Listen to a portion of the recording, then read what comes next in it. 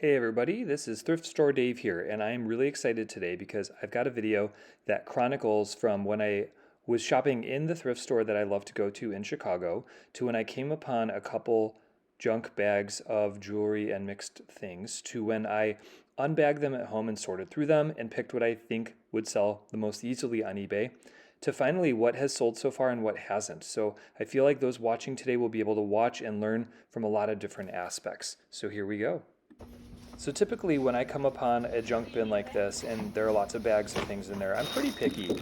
I will be quick to walk away, but I will inspect each bag, rotate them, look at what items I see, and then decide is it worth spending the money and taking the chance on each individual thing. So as you can see, I flipped these around. I looked at a couple things in there that might be valuable. And remember, for $3 a piece, definitely worth taking the risk if you see even one or two things in there that you know are worth at least that amount of dollars. So I get home and I set both bags out and just go through one bag at a time. I open the first bag and I'm excited to see that there's a belt buckle in there that I had noticed a week before that didn't sell, so they put it in the bag. There was also a Timex watch, a Swatch watch, which was interesting, as well as a bracelet, and a couple other watches that I thought might have some potential.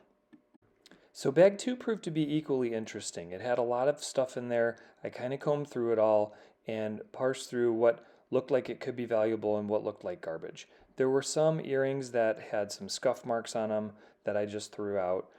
There were a lot of other interesting pieces and watches that I did set aside. A couple Timexes, as well as some earrings that I think might be able to sell, but I have to do some reading on.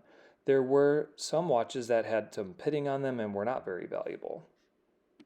Kind of an afterthought at the time was an old Fitbit that I didn't think had any value, but it did have a charger attached to it, so I plugged it in and tried to charge it, and lo and behold, it actually did work. So I put that up for resale as well. So amongst all of the items that I've listed so far, the four things that have sold include a dirty Timex, a Swatch watch from the 80s, another Timex Indigo that had a lot of scratching on the face, as well as the Fitbit.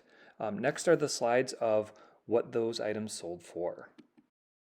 So not every watch sells for a ton of money, but if they're dirty, if they're scratched, but they still work, people will pay money for them. So for the Timex, I was able to get out from under it. For the Swatch watch, I actually had a few people outbid each other for it, so apparently they're quite collectible. The Indiglo watch was also not going to sell for a ton of money, but it did go for $10, which pays for both bags of junk.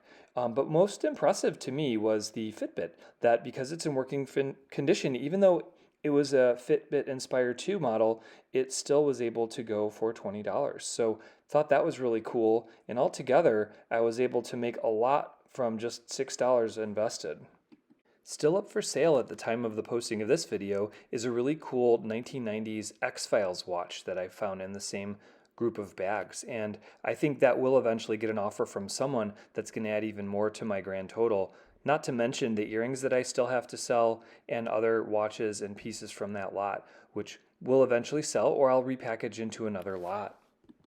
Thank you so much for watching this video. If you enjoyed the content, I'm making videos about very similar things and other success stories. So please like and subscribe to my channel. Share with your friends who might like this too. Thanks again.